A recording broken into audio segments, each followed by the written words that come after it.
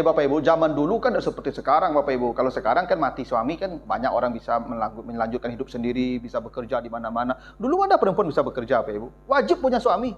Hanya suami yang bisa menanggung hidup dia. Makanya kata Abu Salamah, patuhi perintah saya. Bila saya nanti meninggal, menikahlah. Aku membaca doa tadi. Ya. Apa katanya? Gantilah untuk Ummu Salamah yang lebih baik dari saya.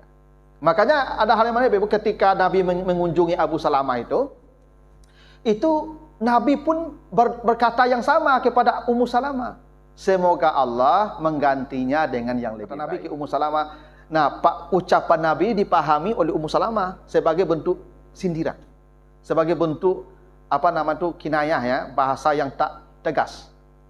Karena begini Ibu, melamar perempuan yang dalam masa iddah itu tidak boleh, haram hukumnya. Kalau mati ya suaminya tu apa mengecekkan, nyo jandu ibu ku lama tunggu kau. Kan enggak ada ya tu ku tunggu jandamu gitu dah. Memang ibu ku rancak kan, lama tunggu jandonya, awak dudalah kan lama mati suaminya. Tu langsung WA-nya. Besok kalau habis dah tunggu ambo yo. Ndak waktu tak boleh tu. Tapi kok pas sobok yo jando kau Pak, boleh mengecekkan jando kau. Besok cuba dak kok masak ambon akan menculuk pertama. Hanya ibu ku senyum kan? Itu boleh. Itu bahasa isyarat. Salamah mikir siapa yang lebih baik dari Abu Salamah? Karena dia tidak pernah merasakan ada suami yang lebih baik daripada suaminya ini. Maka Abu Bakar datang melamar Ummu Salamah ketika iddahnya habis, ditolak. Karena dia tidak merasa Abu Bakar lebih baik daripada Abu Salamah. Karena dia mati syahid. Surganya sudah pasti surga Firdaus paling tinggi. Datang Umar, ditolak pula. Maka akhirnya datanglah Nabi melamar Ummu Salamah. Karena memang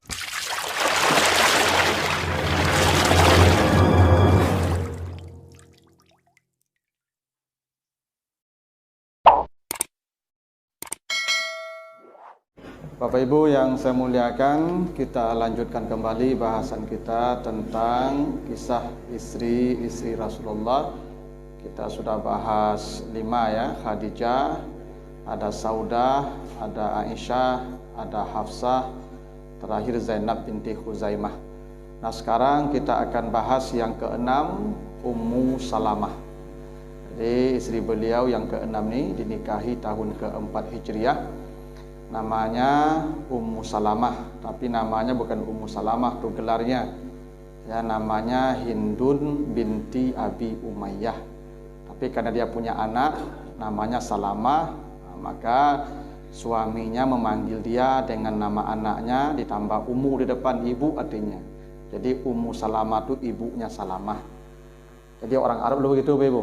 Jadi kalau sebelum punya anak, maka istri dipanggil dengan namanya Hindun misalnya. Tapi kalau sudah punya anak nanti, maka istrinya dipanggil dengan nama anaknya itu ditambah Ummu Salamah, gitu. Nabi juga begitu tuh, manggil Khadijah. Ya, jadi itu kenapa bapak-bapak tidak boleh manggil istri dengan mama ya. Tambah nama anaknya Mama Alek, ya Mama Anto misalnya. Tapi jangan mama saja, karena sebagian ulama mengatakan itu bagian zihar, menyamakan istri dengan ibu. Kalau dipanggil istri kita dengan mama, berarti mama itu yang melahirkan kita. Nah, maka jadi haram istri kita digauli itu. Bayar kafarat puasa 2 bulan berturut-turut, baru halal tuh. Ada ya. Jadi bapak-bapak ganti dari itu. Ya, kalau enggak panggil lama aja, Ayang Ebeb misalnya kan banyak itu. Ya, panggil nama yang lain. Atau Ci Unyang kan. Pokoknya jangan panggil mama atau umi ya. Umi, mama, ibu sama saja tuh. Ya, ya bunda misalnya ya. Kalau ibu boleh karena ibu itu umum. Karena ibu itu kita manggil perempuan umum itu, yang melahirkan kita, yang tidak melahirkan kita bisa kita panggil ibu. Tapi kalau ibu yang melahirkan kita itu ya. Ini para ulama begitu tuh, Pak. Makanya tradisi Arab begitu tuh.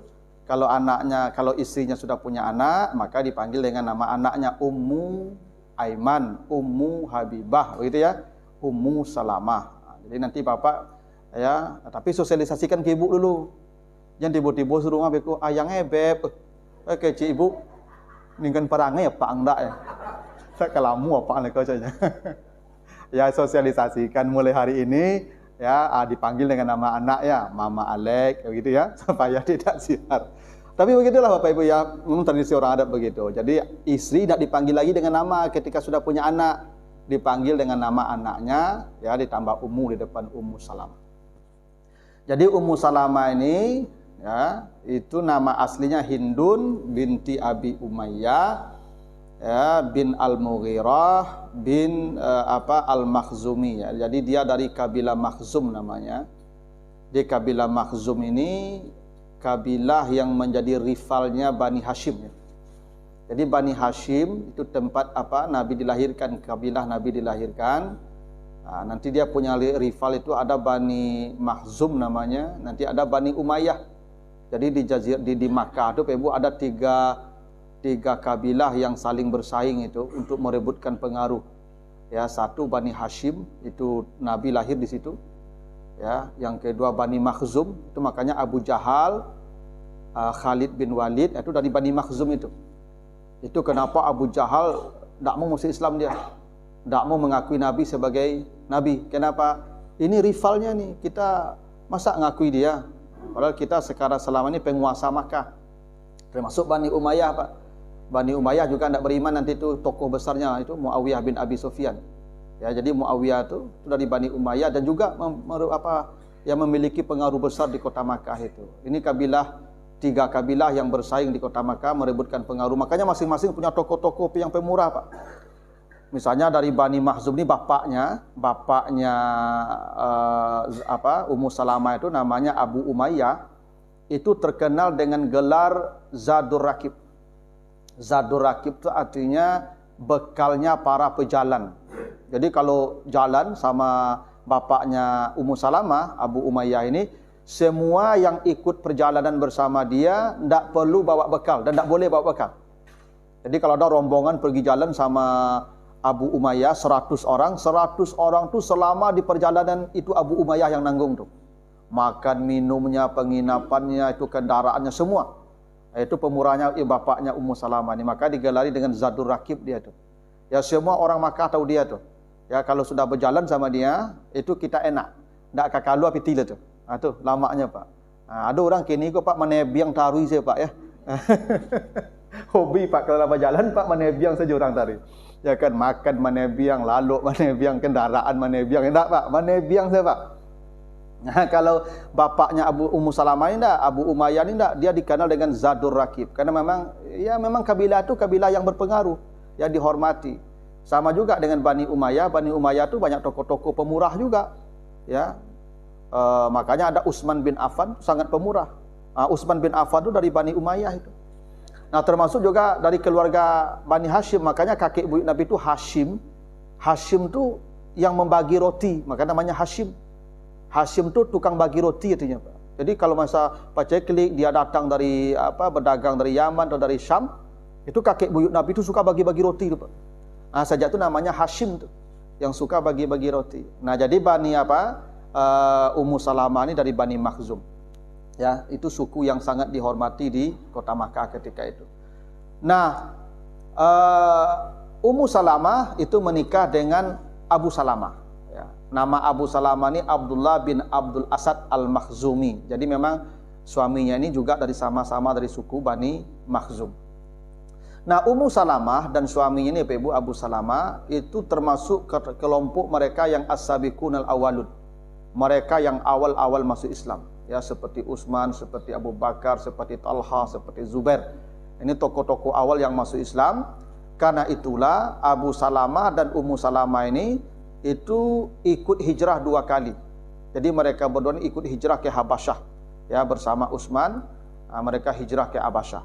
Karena memang ketika di Makkah, umat Islam ketika itu tidak mendapat perlakuan yang semestinya. Mereka diintimidasi, disakiti, ada yang disiksa. Ini keluarga mereka, Bani Makhzum ini, baik itu kabilah, baik itu suku bapaknya, ya suaminya, Abu Salamah maupun dari kaumnya Ummu Salamah, itu semuanya masih musyrik, hanya mereka berdua yang beriman ke Nabi. Maka mereka memang diintimidasi oleh keluarganya, ya, disakiti. Maka mereka hijrah ke Habasyah. Dan itu tidak mudah Bapak Ibu ya, hijrah ke Habasyah itu pernah kita ceritakan ya. Bagaimana deritanya mereka ya berjalan dari Makkah sampai ke Ethiopia itu lewat Selat Babel Mandeb dari Yaman itu, ada yang lewat Laut Merah itu tidak mudah perjalanan ke sana. Ya. Nah, Ummu Salamah dan Abu Salamah itu di Habasyah itu kurang lebih 4 tahun. Ya, berangkat tahun kelima setelah kerasulan, tahun kelima kerasulan. Tahun ke-10 atau tahun ke-9 kerasulan itu dapat kabar Hawa. Apa Hawa yang sampai ke Habasyah itu, ya, umat Islam di Makkah sudah aman. Abu Jahal sudah beriman. Yang selama ini memusuhi Islam sudah beriman. Itu sampai Hawa itu ke Habasyah. Jadi Hawa itu sudah dari dulu tuh, Pak. Ya, berita-berita yang tidak benar itu sudah dari dulu. Maka mendengar kabar begitu, maka yang sudah hijrah ke Ethiopia itu beramai-ramai pulang ke Makkah. Termasuklah Abu Salamah dan istrinya ini Ummu Salamah.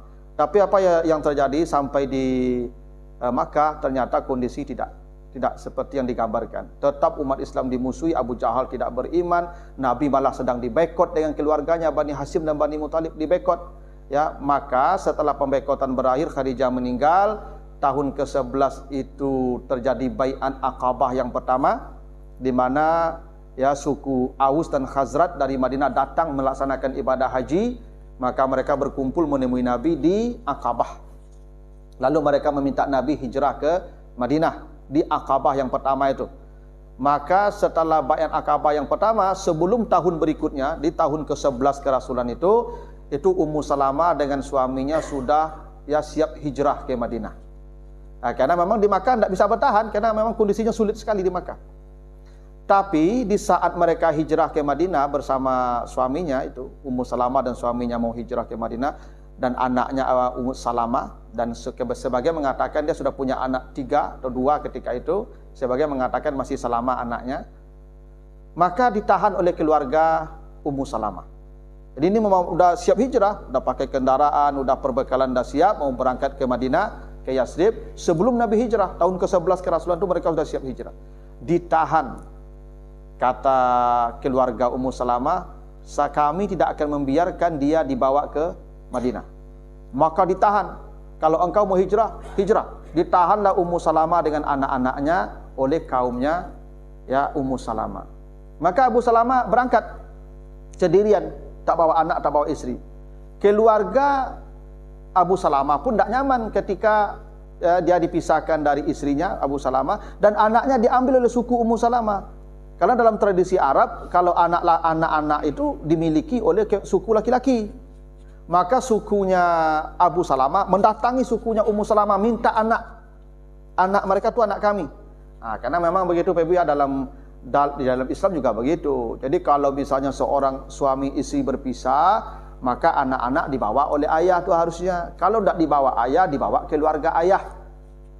Maka kalau terjadi perceraian, cerai hidup nih, ya, perempuan diceraikan oleh suaminya, cerai hidup, maka anaknya dibawa suami, bukan oleh istri. Istri, ya, silakan menikah dengan laki-laki lain, dibawa pula oleh istri, oleh suami yang baru ke mana saja. Anak tak boleh mengganggu hidup istrinya dengan suaminya yang baru. Anak dibawa oleh ayahnya. Tuh, ketetapannya begitu, Pak. Atau keluarga ayahnya. Ya. Kalau mati misalnya, cerai mati. Ya, adik saya meninggal dunia. Dia laki-laki, adik saya meninggal dunia, dia punya anak. Maka anaknya itu saya ambil, saya besarkan seperti anak saya, atau bapak saya ngambil sebagai kakek.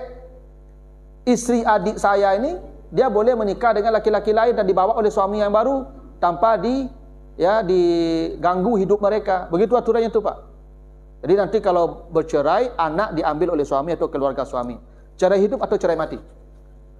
Tak tinggal dengan istri. Ada awak kan tak gitu loh, Pak. Kau bercerai, anak tinggal je amaknya, dan nampak kau kamari bini kan kamari. Oh, tak boleh begitu tuh. Ya, dibawa. Ya, itu. Memang begitulah aturannya. Nah, kalau mati, maka keluarga bapak yang menjamin anak itu, ya, sampai dia balik, sampai dia dewasa.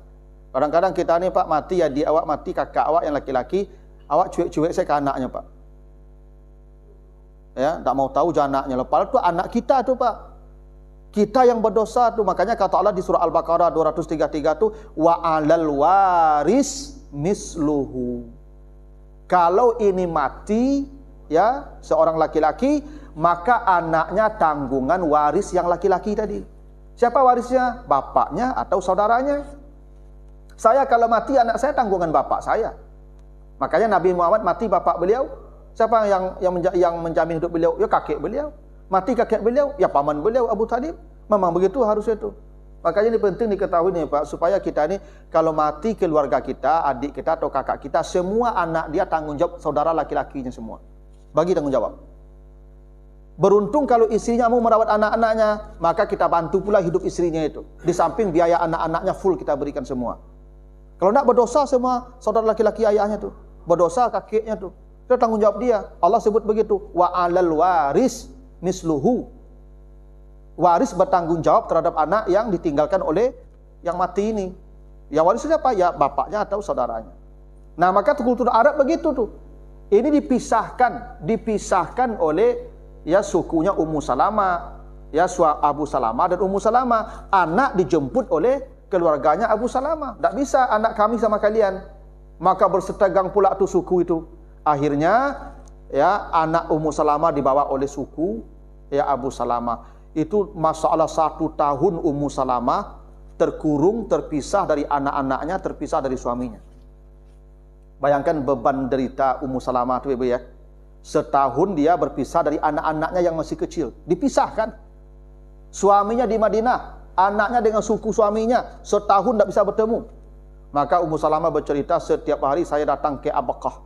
Abaqah itu satu tempat di Makkah itu, dan saya menangis. Setahun dia menangis tuh, meratapi dia. Sampai suatu hari ada satu anggota sukunya yang merasa kasihan, didatangilah itu pemuka suku. Kenapa kalian menyiksa perempuan seperti ini? Tidakkah kalian punya hati? Lepaskan saja dia. Akhirnya dilepaskan dan keluarga suku suaminya, Abu Salamah, kasih pun anak-anaknya. Maka Ummu Salamah dibiarkan hijrah ke Madinah. Tapi tidak ditemani. Dikasih onta satu. Apailah ke Madinah. Carilah suami kau. Bahaya tuh Ibu. Ke Madinah berjalan kaki sendirian tuh perempuan. 450 kilo tuh jaraknya tuh. Ya. Tapi Ummu Salamah karena ingin ketemu suami, karena memang ingin mempertahankan akidahnya, akhirnya ambil onta, ambil anak-anaknya dan berjalanlah. Berjalan sendirian mau ke Madinah. Tak terbayang saya Bapak Ibu kalau Ibu suruh berjalan ke Madinah dari Makkah surang. Ya. Zaman dulu tidak ada orang, tidak ada jalan seperti sekarang. Ya. Nah, sampai di Tan'im ketemulah dengan seorang laki-laki ya namanya Utsman bin Talha. Jadi ada seorang laki-laki masih musyrik namanya Utsman bin Talha. Utsman bin Talha ini kenal sama bapaknya Ummu Salamah ini, Abu Umayyah, bapaknya pemurah, sering nolong dia. Ditanya, "Wahai anak Abu Salamah, wahai anak Abu Umayyah, Ummu Salamah, engkau mau ke mana?" Kata Utsman bin Talha. Kata Ummu Salamah, "Saya mau nyusul suami saya ke Madinah bersama anak-anak saya." Ditanya, "Ada enggak yang ngantar engkau?" "Enggak ada, saya sendiri aja sama anak-anak saya masih kecil nih." Maka Utsman bin Talha mengantarkan itu Ummu Salamah, "Kalau begitu saya antarkan." Maka dipegang ontanya itu Ummu Salamah dan anaknya di atas onta. Itu ontanya dituntun sampai sejauh itu ke Madinah dan tidak ada upah. Dan kata Ummu Salamah bercerita apa Ibu? "Demi Allah seumur hidup saya tidak pernah menemukan ada pria, ada laki-laki yang sebaik Utsman bin Talha." Jadi Utsman bin Talha ini memang sangat baik. Bagaimana ceritanya Ibu? Dia diantarkan Utsman bin Talha itu 10 hari berjalan kaki itu dari Makkah ke Madinah itu Pak. Ya, 10 hari berjalan kaki itu Pak. 450 kilo Pak. Bayangkan tuh, jalan kaki. Ya, Ummu Salamah di atas onta sama anaknya, dia yang menggiring onta itu berjalan tuh sejauh 450 kilo. Dan ceritanya ketika kami istirahat, itu onta kami duduk, lalu dia membawa onta kami untuk makan dan tidak ada pembicaraan dengan saya. Jadi Utsman bin Talha ini Pak Ibu, selama di perjalanan 10 hari kurang lebih itu tidak ada bicara dengan Ummu Salamah. Karena dia tahu itu istri orang. Adabnya begitu tuh. Ya. Jadi istri orang kok jangan lama-lama mau tak Pak. Tidak boleh. Ya, Pak. Ini tidak boleh Pak. Ini kan kalau kan bisa saja dia memanfaatkan kesempatan dalam kesempitan itu Pak. Nah, ini sudah setahun tidak ketemu suaminya. Ini perempuan sudah setahun tidak ketemu suaminya. Anaknya masih kecil-kecil. Anak ketek kok bisa dikicu saja Pak. Ya nak? Masih ketek-ketek. Nyata kalau seorang latih di perjalanan Pak 10 hari di jalan. Tak kalau kadang-kadang kok ya kan? Laluknya tuh mah. Tapi Utsman bin Talha kata dia tidak pernah berbicara dengan saya. Kerjanya hanya nuntun onta, kasih makan onta, cari minum, dan kalau kami sudah naik kendaraan, baru dia datang menarik kendaraan kami. Masalah ya adabnya. Itu orang musyrik tuh Pak. Belum Islam tuh Utsman bin Talha tuh. Utsman bin Talha tuh baru beriman setelah perjanjian Hudaybiyah. Ya, tahun ke-6 atau tahun ke-7 Hijrah baru Utsman beriman tuh. Seperti Khalid bin Walid. Nah, orang yang tidak beriman saja akhlaknya begitu Pak, orang Arab tuh. Masalah tuh. Ya, kalau kita Pak ngantar perempuan, apalagi ketika tuh Ummu Salamah ketika hijrah tuh Pak, jadi Ummu Salamah ini meninggal usia 85 tahun. Dia istri Nabi yang paling panjang usianya dan paling terakhir mati. Ya, dari semua istri Nabi itu yang paling terakhir mati itu Ummu Salamah. Usia beliau meninggal itu 84 atau 85 tahun. Beliau meninggal tahun 59 atau tahun 60 Hijrah. Berarti kalau dia meninggal tahun 60 Hijrah usianya 85, berarti ketika hijrah itu usianya 25 tahun kurang lebih. Perempuan 25 tahun masih segar tuh Pak. Yalah. Kalau ibu-ibu modeko dantan ke Madinah jalan kaki enggak masalah, nah Pak amannya. Ya toh. Iku wanita 25 tahun Pak, dan Ummu Salamah tuh cantik Pak. Aisyah cemburunya ke Ummu Salamah. Ya, karena Ummu Salamah tuh cantik, memang cantik dia. Ya toh. Makanya ketika nanti dia jadi janda, banyak perempuan yang laki-laki yang melamar dia tuh, termasuk Abu Bakar, termasuk termasuk Umar bin Khattab, ditolak. Jadi Ummu Salamah ini Ibu diantar oleh Utsman bin Talha selama 10 hari, kata Ummu Salamah, dia tidak ada bicara dengan saya. Paling bicaranya ya kalau mungkin mau istirahat, nanti bawa ontanya. Yang pembicaraan yang dalam pengertian ke curhat bagai, tidak ada. Dia itu istri orang, tidak boleh. Itu adabnya begitu. Sampai di Kuba, maka kata Utsman bin Talha, suamimu ada di kampung ini, carilah. Maka Utsman bin Talha pulang ke Makkah. Ini Bapak Ibu ya perjalanan Ummu Salamah. Akhirnya ketemu dengan Abu Salamah, berkumpul mereka di Madinah. Nah, di tahun kedua Hijrah itu kan terjadi perang Uhud ya, tahun kedua atau tahun ketiga itu terjadi perang Uhud.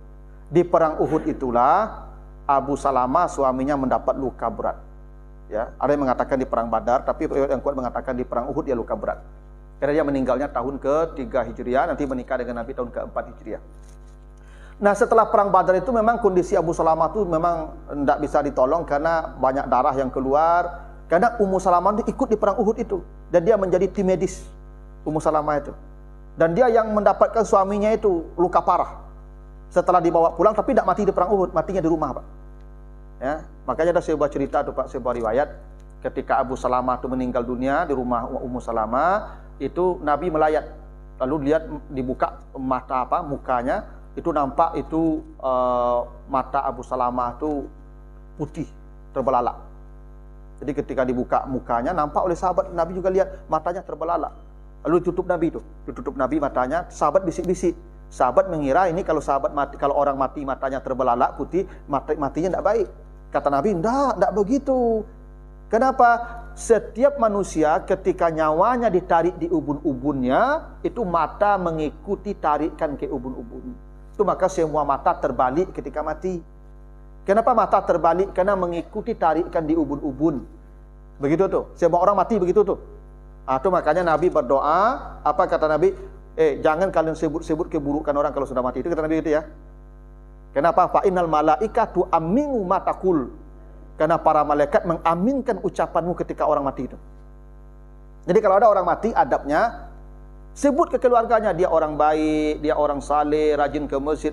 Malaikat mengaminkan ucapan itu. Tapi jangan sebut keburukannya. Ya, tapi kalau dia mati orang, dan kok inyo mati itu tidak baar, dan itu tidak selesai perangnya. Tidak boleh itu Pak. Ya, tidak boleh menyebut keburukan orang itu kalau dia sudah mati. Sebut kebaikan dia, supaya malaikat mengaminkan ucapan kita. Itu makanya Pak Ibu ada sebuah tradisi kalau di Jawa tuh Pak Ibu, ya, itu ketika jenazah mau dibawa ke kuburan atau ke masjid turun dari rumah itu dipersaksikan orang banyak tuh. Bapak Ibu persaksikan ini orang-orang baik. Khair, khair. Saya lihat kalau di Jakarta begitu dulu Pak Ibu. Khair, khair. Semua orang mengatakan orang baik karena malaikat mengaminkan ucapan itu. Ini yang kita nak melakukannya nih Pak. Maka kalau orang mati kata Nabi, sebut baik-baik dia, karena malaikat mengaminkan dia. Maka Nabi mendoakan Abu Salamah, apa doa Nabi ke Abu Salamah? Allahumma gfirli Abi Salamah warfa darajatahu fil mahdiyin. Ya, angkat derajatnya ya di al-mahdiyin, alam barzah dan alam akhirat. Jadi ketika Abu Salamah ini sakit parah, ya sudah mau menghadapi sakaratul maut, itu Ummu Salamah mengajak dia bersumpah. Apa kata Ummu Salamah ke suaminya? Suamiku, ya saya pernah mendengar Rasulullah berkata. Apa kata Rasulullah? Siapa yang ditimpa musibah, lalu dia mengatakan inna lillah wa inna ilaihi raji'un, dia mengucapkan kalimat istirja, lalu dia berdoa, Allahumma ajurni fi musibati wa akhluf li khairan minhu. Itu doa yang kalau ada musibah kita disuruh berdoa begitu. Mati istri kita, mati suami kita, itu doa yang suruh kita baca. Ya Allah, beri saya pahala dari musibah ini dan gantilah dia dengan yang lebih baik. Nah, itu kok tak dengar ini Pak, berang juga doa itu Pak. Ya enggak Pak. Jadi doa kalau istri mati itu Pak. Ya. Kalau suami mati begitu Pak. Tapi tunggunya mati lu Pak. Jangan sakit doa tu beko. Berangnya kawak beko, tunggunya mati lu baru doanya tu. Allahumma ajurni fi musibati wa akhluf li khairan minhu. Tu doa diajarkan tu hadis sahih tu. Ya Allah, beri saya pahala dari musibah ini dan gantilah dia dengan yang lebih baik. Oh itu tu. Nah, kalau terdengar ibu doa tu tak berang ibu ya. Tapi itu doa ditimpa musibah begitu. Ya. Lalu itu doa diajarkan Nabi. Ya, kata Abu Salamah begitu. Abu Salamah berkata begitu, kalau nanti saya meninggal, baca doa ini. Tapi kata Ummu Salamah, saya pernah mendengar pula Rasulullah berkata, apa itu? Ya, kalau seorang perempuan dia menikah dan suaminya masuk surga dan dia tidak menikah lagi setelah suaminya meninggal, maka dia akan dikumpulkan bersama suami yang meninggal itu. Maka kata Ummu Salamah, maukah engkau berjanji kalau saya mati duluan engkau tidak menikah lagi, dan kalau engkau mati duluan saya pun tidak akan menikah lagi. Itu kata Ummu Salamah ya. Kata Ummu Salamah gitu, kalau saya mati duluan jangan menikah lagi, dan kalau engkau mati duluan saya pun tidak akan menikah lagi. Kata Abu Salamah, maukah engkau mematuhi saya? Iya, kata Ummu Salamah, saya patuh ke engkau. Apa katanya? Kalau saya mati, menikah. Begitu harus Pak seorang suami Pak. Apa kalau laka mati besok kecil ke ibu mau dituk. Ya.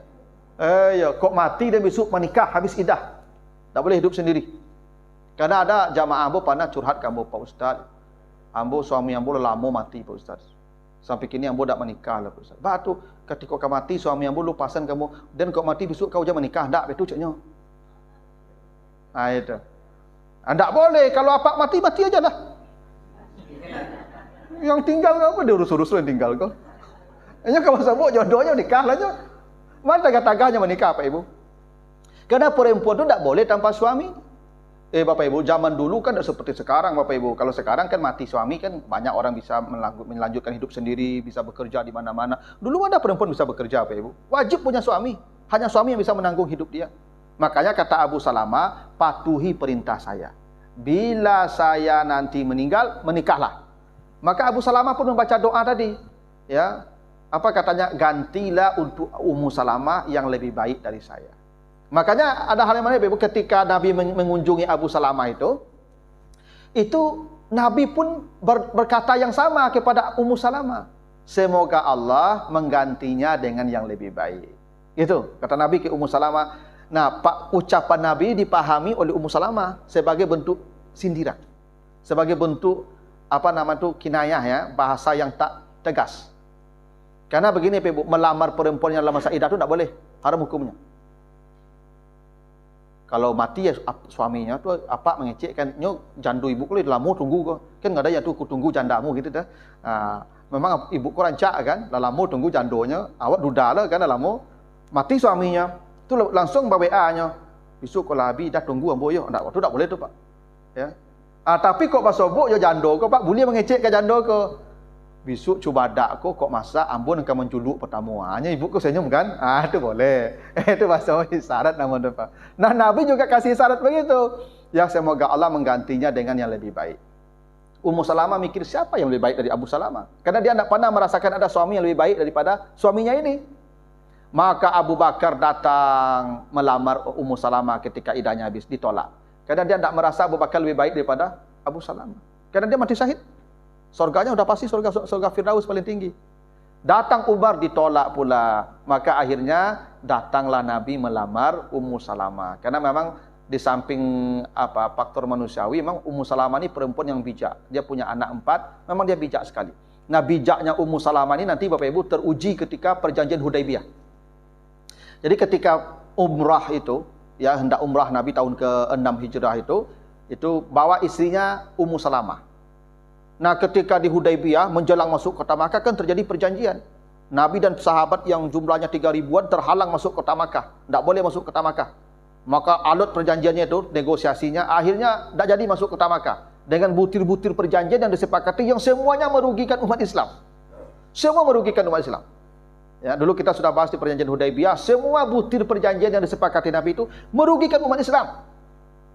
Akhirnya karena tidak jadi umrah dan semua sudah bawa hadiu, bawa binatang sembelihan, perintah Nabi kepada sahabat, sembelih hewan kalian, cukur rambut kalian.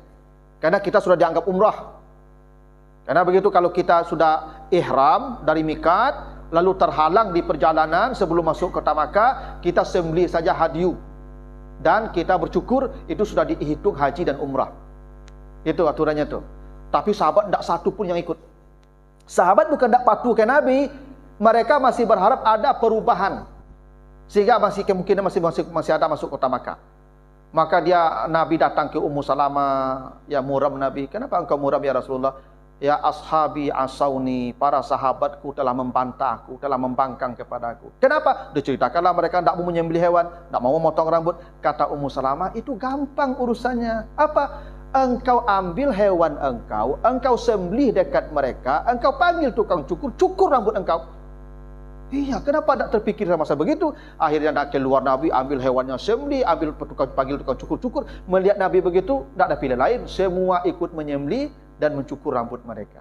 Nah, ini salah satu ya kecerdasan, kebijakan Ummu Salamah ya. Jadi memang Ummu Salamah ini wanita yang bijak. Ya, dia kalau ada persoalan serius, Nabi sering berdiskusi dengan Ummu Salamah. Itu makanya Aisyah bercerita, ada kebiasaan Nabi itu Ibu, setiap selesai salat asar, Nabi mengunjungi semua istri beliau. Kan istri Nabi itu kan kamar-kamarnya dekat-dekat tuh. Setiap salat asar itu Nabi itu mengunjungi istri-istrinya dulu. Nanti malam di tempat memang jatahnya malam. Ya kan, misalnya malam di rumah misalnya Safiyah. Nah, tapi walaupun malam di rumah Safiyah, setiap salat asar selesai, Nabi selalu mengunjungi istri-istrinya dan menanyakan kabar mereka masing-masing. Dan kata Aisyah, setiap salat asar selesai, rumah pertama yang dimasuki Nabi untuk dikunjungi rumahnya Ummu Salamah. Itu Aisyah bikin cemburu juga ke Ummu Salamah tuh. Itu Ummu Salamah yang pertama dijenguk Nabi. Ya.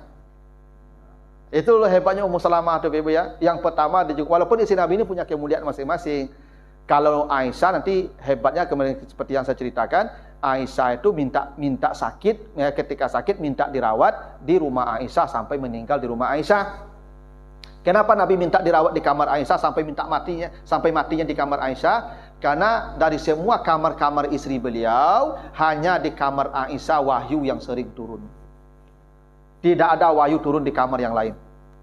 Hanya di kamar Aisyah lah wahyu turun. Maka Nabi ingin mati di tempat wahyu turunkan Allah. Nah, itu pula keistimewaan Aisyah ya. Di kamar dia itu wahyu banyak turun. Tapi rumah pertama yang dijenguk Nabi habis salat asar itu adalah rumahnya Ummu Salamah. Nah, Ummu Salamah ini Bu, ketika Nabi wafat itu ya, dia lebih banyak ya beribadah kepada Allah karena istri Nabi kan tidak menikah lagi, haram menikah ya. Karena dia ummahatul mukminin. Sampai usianya ya 85 tahun, tahun ke-60 Hijrah dia meninggal dunia. Dan diceritakan beliau meriwayatkan hadis kurang lebih sekitar 400 hadis diriwayatkan. Beda dengan kemarin Zainab binti Khuzaimah, tidak ada satupun hadis yang dia riwayatkan. Ya, tidak ada satupun hadis yang berasal dari Zainab binti Khuzaimah. Tapi kalau Ummu Salamah banyak, 400-an atau kurang lebih 400 hadis yang dia riwayatkan, karena memang dia banyak ya bersama Nabi. Dan itu tadi, kalau perkara-perkara serius, Nabi lebih banyak curhatnya ke Ummu Salamah. Nah, ini Bapak Ibu ya, perjalanan Ummu Salamah, dan banyak pelajaran Bapak Ibu ya, tapi salah satunya bahwa hijrah itu memang tidak mudah ya. Ya, Ummu Salamah hijrah ke Habasyah demi menyelamatkan akidahnya, nanti hijrah ke Madinah, dan perjuangannya begitu berat. Terpisah dengan anak, terpisah dengan suami, dan perjalanannya berat begitu. Makanya Bapak Ibu, hijrah zaman sekarang tidak mudah. Bapak Ibu ingin berubah, menjadi perubahan itu tidak mudah tuh Bapak Ibu untuk berubah itu. Banyak ada jamaah saya Bapak Ibu, Pak Ustaz, dulu ambo sebelum semayang, sebelum pandai ke masjid, rezeki ambo murah rasanya. Kini rajin ke masjid, rajin bawa ibadah kok sandek rezeki ambo ajak bocor dulu lek. Itu Bapak Ibu, memang hijrah itu tidak mudah tuh Pak. Ada kawan saya Bapak Ibu, dia kerja di salah satu bank ya. Bukan di salah satu dealer apa namanya itu, leasing ya. Bertahun-tahun dia di leasing tuh Pak. Dan dia sadar ini kerjaannya tidak benar nih, salah nih leasing ini. Ya, karena kezalimannya luar biasa. Akhirnya dia mau hijrah, mau cari pekerjaan lain, mau berhenti. Bisa dia tanya ke saya, Pak Ustaz, saya mau berhenti. Bagus, saya bilang, bagus berhenti. Udah. Tidak lama kemudian datang lagi, Pak Ustaz, saya tidak jadi berhenti. Kenapa? Istri saya tidak siap. Itu bahayanya Pak. Jadi kadang-kadang istri ini yang menjadi musuh kita Pak. Ya, jadi Ummu Salamah itulah yang dia rasakan ketika mempertahankan akidahnya, ya, mengikuti ajaran agamanya, hidupnya tidak mudah. Sulit sekali hidupnya. Nah, begitulah Bapak Ibu ya, perjalanan singkat tentang Ummu Salamah. Mudah-mudahan kita mengambil pelajaran dari perjalanan hidupnya itu, bahwa menjadi orang beriman itu tidak mudah. Prinsipnya begitu. Ada pertanyaan, Ibu, Bapak? Nah ya, tidak cukup begitu. Lebih kurang mohon maaf. Subhanakallahumma wa bihamdika, asyhadu an la ilaha illa anta, astaghfiruka wa atubu ilaika. Wassalamualaikum warahmatullahi wabarakatuh.